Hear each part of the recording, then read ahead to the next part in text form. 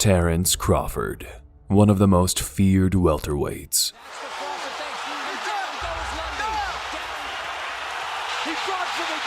With a boxing record of 38-0, he is aiming to break the legendary record of Floyd Mayweather's 50-0 and become one of boxing's Hall of Famers. After his recent stoppage win over Sean Porter, Terrence, looking hungrier and more ready than ever to conquer every single opponent of his. Errol Spense Jr. is a true artist when it comes to boxing. He punches people with a style that makes it nearly impossible not to get excited watching him. Errol is ranked as the 4th best pound-for-pound boxer, and for good reason. Out of his total 27 bouts, he has 21 wins by knockout, making him one of the most feared men in the ring. The two welterweight titans really hate each other and want to solve their problems by breaking each other's faces.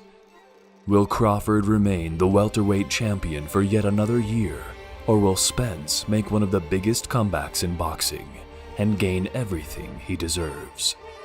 This is Boxing Matrix. Enjoy this video. Terrence Crawford is the current welterweight champion of the world and one of the best boxers the current era has seen. He has beaten many champions that were undefeated at the time of their fight. Names like Julius Indongo, Jeff Horn, and Jose Benavidez. But his most notable win, and the win that put him on the map, was the one against Amir Khan. Amir, who had won his last 2 recent fights, wanted to test Crawford, and Terrence was there to punish him. The pride of Omaha, Nebraska, did what he does best. He finds out their weaknesses and ruthlessly exploits them.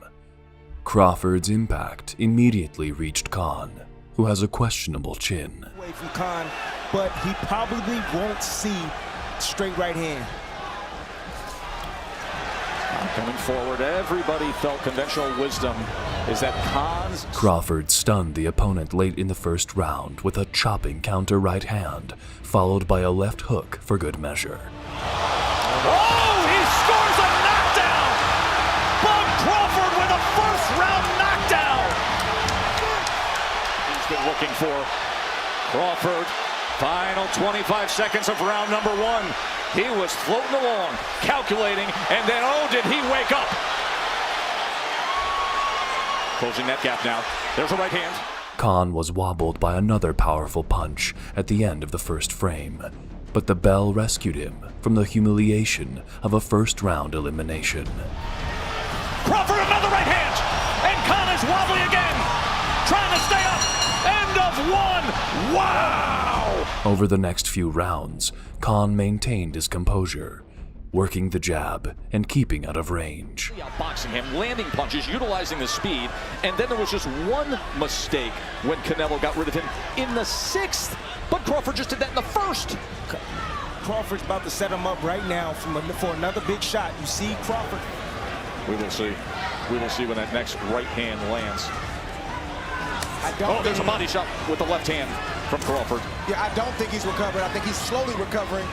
But Terrence needs to test him again and not allow him to fully recover. He needs to try to hit him with that same type of shot to get the same type of reaction. Combination from Khan.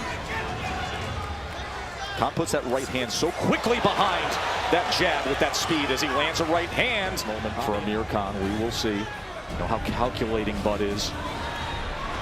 You see Khan lunging forward, getting up beside himself. There's a lead right hand from Crawford, and he comes with another sweeping punch as it backs up Khan.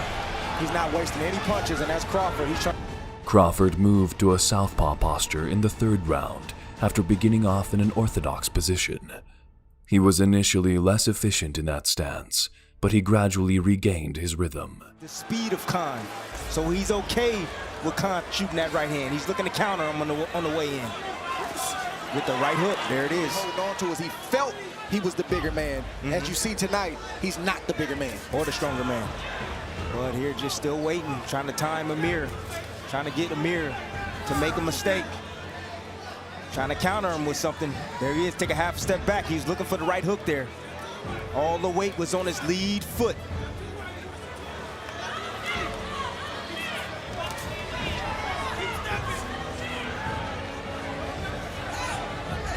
That southpaw jabs, the buzz fighter among the younger generation, now 13-0 with 11 knockouts scored. A knockout in the 5th against former title challenger Edis Tatley. What a night it's already been. He did a good job of keeping Khan guessing by starting with the body and working his way up to the head.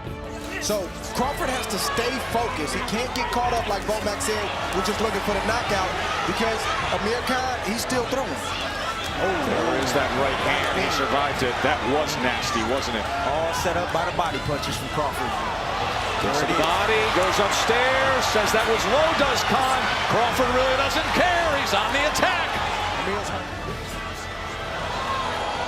And right now, give me the assessment of the legs of Khan. They're just not stable. He's not under his legs. You know, he's not stable. That's, man, that right hook, that's the shot that Crawford's trying to good body shot by Crawford. Trying to set the right hook up. Goes to the body again, and then doubles it up with the left hand and goes upstairs as he's back to an orthodox stance now, and clubs with a right hand, sweeps across the belt line, looks for glory, lands a left to the body. He has got momentum now, doesn't he? He smells blood. He's like a shark right now. He knows he's weakening. He's digging him down to the body and landing hard power shots up top. And I'm talking about Crawford. Tried to shoot the uppercut that time as Khan came. At the conclusion of the 5th, Khan had a number of good moments, timing a left hook and scoring a pair of punches flush to the chin. Virgil Hunter, your entire career brought you to the highest heights that the sport can possibly offer. He is your godfather. You are as close to this trainer from Amir Khan as any man. With what he has, you know. At the end of the day, you know, me and Amir Khan were 2 different fighters, 2 different pedigrees, and he's doing the best he can with what he has. It's the best way I can describe it. Khan says, come forward, bud, come forward. Watch the sweeping backhand of Terrence Crawford. He's setting it up. There it is. And there's a looping right as well. Now southpaw combination. Probing with the jab, back to orthodox. Probing with the jab, looking for a right hand, possibly to split the guard. Goes with a right uppercut. And there's a 1-2 from Khan. Give him credit. He was down in the first round. He's trying to hang in there. Oh, big left hand from Crawford. Uppercut, right hook. Switching back in. Jama boy, he's taking some big shots tonight. Too much of that toughness ain't good though, Tim. And I will tell you this about Verge. He's thinking His chin out in it's front. a panic shot. Yeah, it's a Out in panic front. right hand. Terrence Crawford will have something waiting for that. Left hand coming in, just like there. Oh, got caught on the Crawford way out. lands one. There's a right hand from Amir Khan many times. As Crawford stalks. Everything was going Crawford's way, and he was on his way to another easy victory when the low blow occurred. There where he stepped back. I think it's low blow.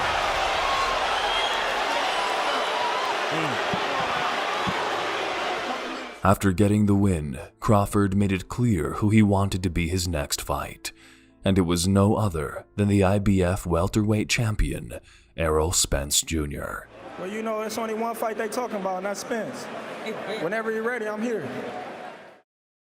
Meanwhile, Errol Spence, who had just defeated Mikey Garcia, was ready for some beef and fired some shots at Crawford. Terrence Crawford, who has he fought?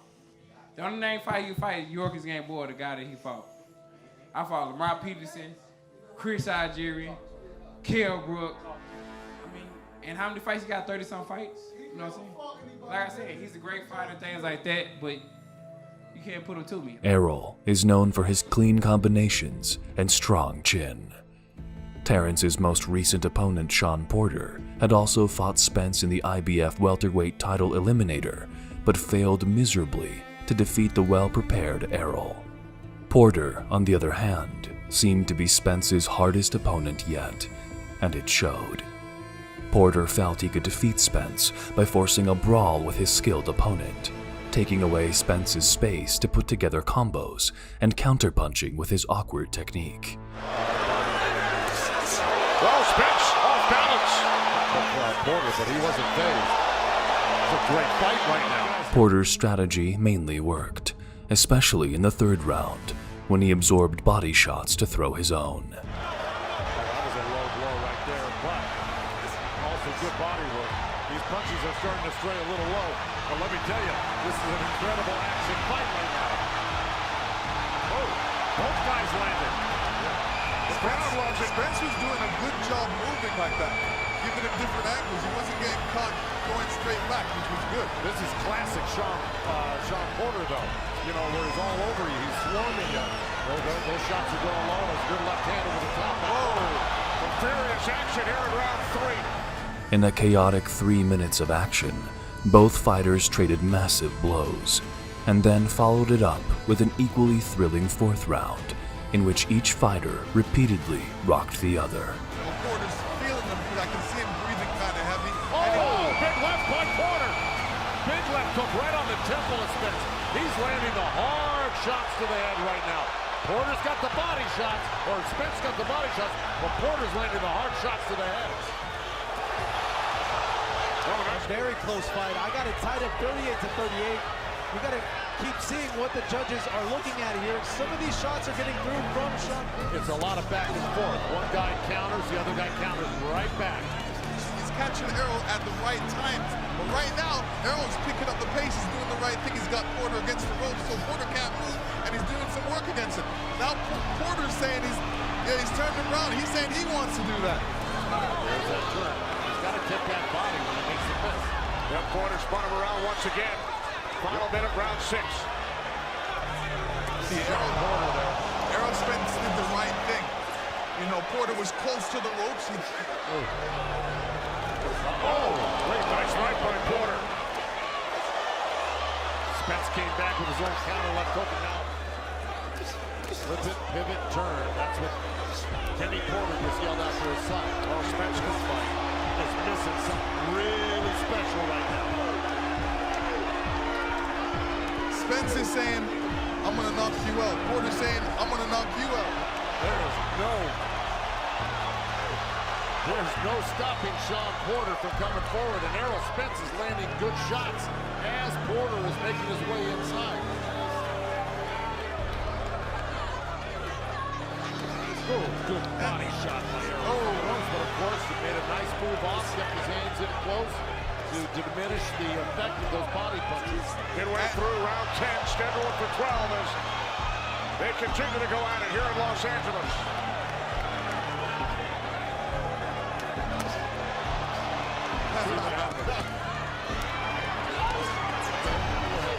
The judges recognized that Spence was the more precise fighter throughout the contest. None of his punches were bigger than the left hand in the 11th round. He perfected that. For the 3rd time. 1 minute remaining and and then Porter yells, let's go! Now he's got to be careful. Sean's got to be careful. They'll run into another one like that, and he may not get up. Furious action continues here in round 11. 30 seconds remaining. More punches on Spence than Spence has ever taken in his career. Some more clearly getting some good shots in this round. 30 seconds left. Porter's fighting all the way to the wire. We saw another big right by Spence. Down to 20 seconds. Errol went on to win the bout by split decision, and an undisputed fight with Terrence Crawford was now closer than ever. Errol Spence would go on and shoot some shots at Terrence in an interview not so long after the split decision win over Porter. Avoiding Terrence Crawford, what's your response to what he said over the weekend in an interview? I mean, how am I avoiding him if I'm fighting in a unification fight with Sean Porter? I mean, a top 5 welterweight. So, I mean, last time I remember, the WBC ordered me and him to fight each other, and you know he didn't take the fight. So, I mean, nobody's avoiding Terrence Crawford. You know, there's big fish on this side too that you know I gotta fry. And I'm gonna get these belts over here, then I'm gonna come take Terrence Crawford belt because I said I'm gonna be undisputed welterweight champion of the world. So, the only way to make that happen is to take his belt. So, I mean, nobody's avoiding him. In 2019, both fighters proved that they were the best in the division and that an undisputed fight between them was anticipated from both sides, making it now clear that a clash between the two welterweights was not so long away as expected. But Crawford didn't want to train and wait until he could fight Errol, so instead, he got into the ring to defend his title and show Spence who is the real deal in this boxing division. Terrence's opponent was now Egidijus Kavaliauskas, a fighter that at the time of the bout had 0 losses. Crawford fought cautiously at the outset. So here we go, round number 1. Timmy, give me something. Probes, solves, and then undoes. You just said it. You know, he's going to take his time. He's going to box on the outside. Kavaliauskas is a power puncher, so he needs a southpaw. He came out in the southpaw stance, so you want to focus on the front feet of both fighters. The front Bud foot. has proven that throughout his career. He has. It's very rare. He has equal skills from both stances. You rarely ever see guys go to Crawford's body. They're not very quick. He doesn't really have a lot of creativity down low. Kavaliauskas showed why there was reason to when he landed a big right early in the 3rd round, and then a couple more punches inside as Crawford tried to hold on. Crawford eventually took a knee, but Kavaliauskas was not given credit for a knockdown. Number 1 challenger in the WBO. Against Ray Robinson. That can throw you off when you see a guy who's always aggressive, and then all of a sudden he's waiting and he's playing this, this chess game with you. It takes a moment to kind of wrap your brain around that and make. Kavaliauskas comes forward, and Bud Crawford was hurt, and they're ruling that a slip. But Kavaliauskas came straight ahead and pulled the trigger and got Bud Crawford. There he is. Crawford wants to get to Terrence. Terrence wants to get to him. He must be smart. A right hand from Kavaliauskas. And Terrence, the beauty of this game, all it takes is one punch. There's always a puncher's chance. when Terrence is counterpunching, he's coming out too wide. That's the reason why he's getting countered. Crawford hit a strong shot early in the 7th, but then began replying, eventually catching Kavaliauskas with a looping shot near the ear that knocked him to the ground. The mean machine. Kavaliauskas was coming off of a mediocre performance after rising up. Bernardo is in the corner of Terrence Crawford with Brian McIntyre. And again, I'm not sure from Kavaliauskas if I do anything different. Look at that, look at that. That's what you gotta do right there. There's a left uppercut from Crawford. Steps right into that kitchen. He's smelling it now. He's sitting unorthodox now. He smells the knockout. Now has a righty. Oh, and Kavaliauskas comes back and lands a combination of, and Crawford just nails him. Crawford ended it 2 rounds later, first setting up a right uppercut with a 3-punch combination that dropped Kavaliauskas to the mat. He's got the middle right now. Oh, launching left hand. That backs up Kavaliauskas like that. An uppercut. An absolutely brilliant uppercut. Let's watch how he does it here. 1 punch. That's it. Bud Crawford, title defense. Terrence and Errol would come face to face in the United States, and it didn't take long for things to heat up. You know how much you weigh. Fat. That's what you is. I'm not fat. Fat. I'm not fat, muscle. That's fat. It don't matter. Yeah. It don't matter. It don't matter. Grab it again, Hey, son.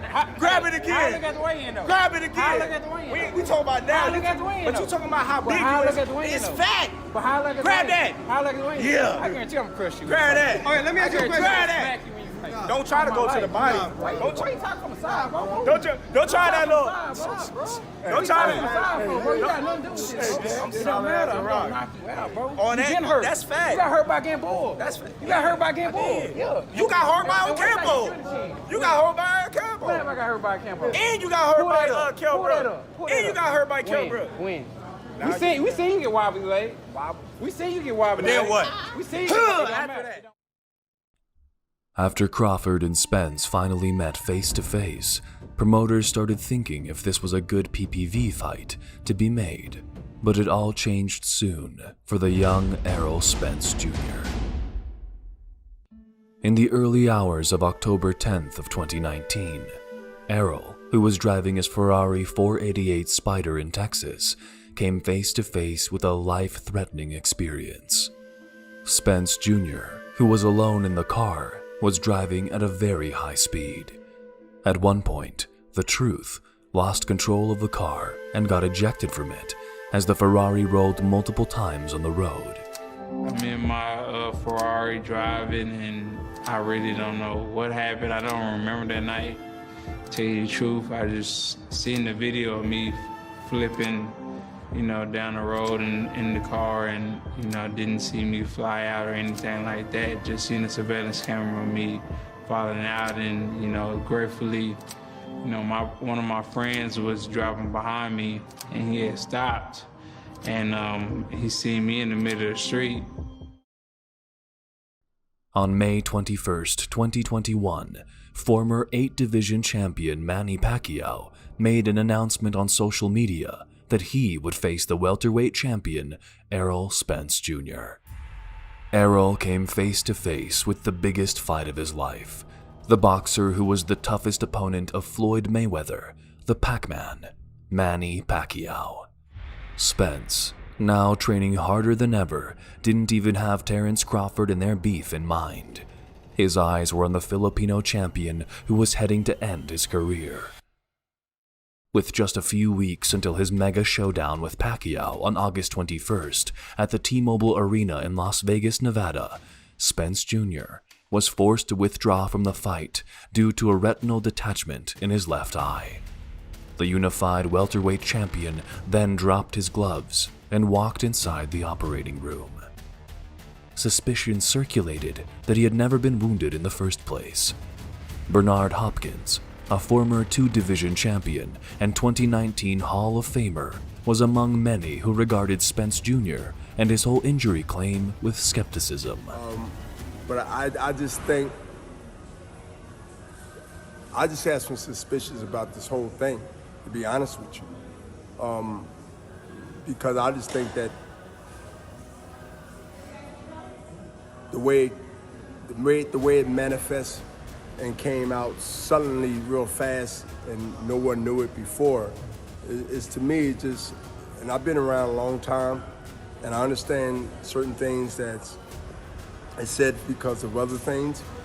I'll just say stay tuned if you hear something else other than what everyone was given or was told. I think it's more to the story than what it is. Due to all the marketing behind the fight, it had to continue with another fighter. And that was no other than your Dennis Ugas. Ugas, a true underdog, went on to defeat the great Manny Pacquiao by unanimous decision. And still champion, your Dennis Ugas. Errol Spence, on the other hand, hasn't fought since his surgical operation and has been quiet ever since. The biggest chance of his life was lost forever. Terrence Crawford, on the other hand, was preparing to fight Shawn Porter in November of 2021 to retain his welterweight title. Coming to the fight, Terrence in the back of his mind always had that ambition to fight Errol Spence, as no other opponent would give him the satisfaction he wanted. Porter's aggressive onslaught in the early rounds was effective, taking advantage of Crawford's traditional sluggish start as the champion gathered information to build up his withering attack as the fight progressed. Steal some early rounds. It creates a sense of urgency in Crawford, which may draw him into a fight instead of a boxing match.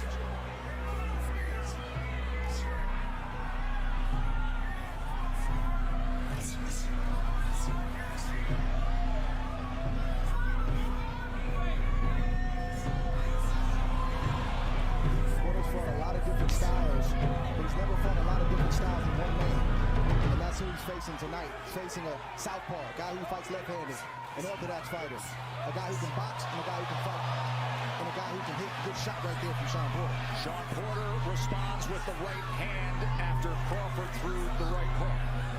Right hook by Crawford right there got Porter's attention. Sitting right on top of the orthodox fighter. Porter just able to get away from the uppercut. Good exchange on the inside.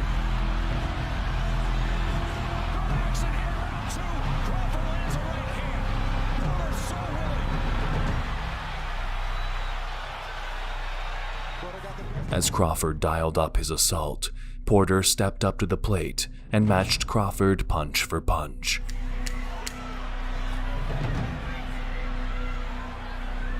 Here comes a turn from Porter. As soon as Terrence attack, Porter's going to try to turn Terrence into that corner. That's why he's sitting there. There it is. Good eye, Tim.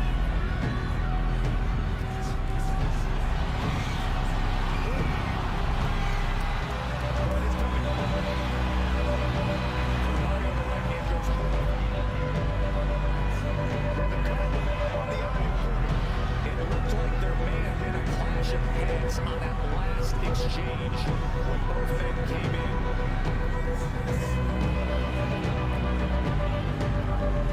See the urgency that I was talking about the shot Porter. But you see Crawford is not thinking about boxing. He's thinking about fighting. Even though Porter battled his usual rough and tumble style of inside punching and lunging power blows, Crawford's changes remained as the rounds progressed.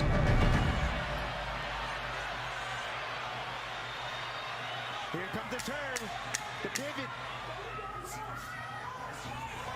There's Porter coming in with that relentless aggression that he's known for. Terrence covering up as Porter tries to get around that guard. Terrence smiles at him and pushes him away. Doesn't matter that it doesn't hurt. Being athletic, using his hand speed, using volume, working up Terrence on the inside right now. Crawford's exceptional abilities reached new heights as Porter slowed just a fraction and began to take control of the fight in the final third. Body shot right there. Oh, what a good cross from Crawford.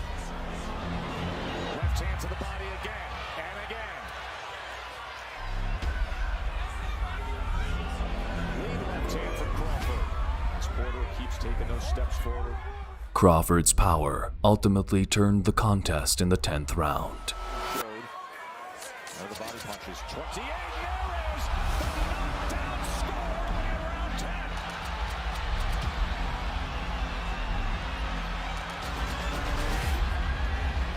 And now patiently probing. Seeing what could be behind that jab. There's a combination. There's a lead left hand. Crawford followed up with a combination that resulted in a second knockdown.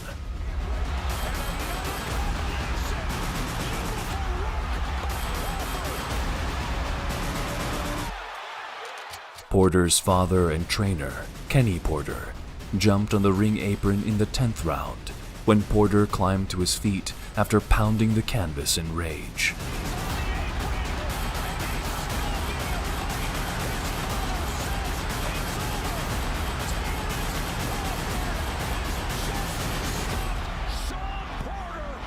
A now hungrier Crawford would go on and call out his #1 rival in the post-fight interview for the last. What do you want next? Who do you want next? Well, you already know who I want. I've been calling them out all day. You know what I mean? Maybe I'll go up to 154. Maybe if Spense get his tail out his butt, he'll fight me. You know what I mean? Whatever. You know what I mean? I will whatever. It wasn't about The Errol Spence versus Terrence Crawford rivalry is something straight out of a Rocky movie. On the possible fight night, we could see a smarter Terrence Crawford studying every single move of his opponent and trying to adapt. Spence, on the other hand, would go on and bring his more aggressive self out, a personality that has a hook so strong that we could only imagine what damage it could make to Crawford. Both are definitely the kings of the welterweight division, but in the end, only one person survives. And that is a question yet to be answered. This is Boxing Matrix. Thank you for watching.